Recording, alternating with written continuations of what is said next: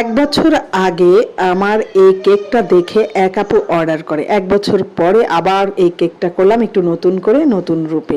মানে এই গাড়ি কাটারটা আমার এক বছর আগে ছিল না। আর আমি ফন্টেন্টের কাজও খুবই কম পারতাম। ধীরে ধীরে আমি ফন্টেন্টের কাজ শিখতেছি এবং সুন্দর সুন্দর ফন্টেন্টের কাজ করার চেষ্টা করছি। তো এই তো এটা একটা সিম্পল, খুব কম এবং স্বল্প মানের ফন্টেন্ট ইউজ করে স্বল্প প্রাইসে আপনারা যাদের বাজেট কম কিন্তু বাচ্চাদের জন্য একটা সুন্দর কেক অর্ডার করতে চান, তারা অবশ্যই এই ধরনের কেক অর্ডার করতে পারেন কেক আর্ট বাই উর্মিতে।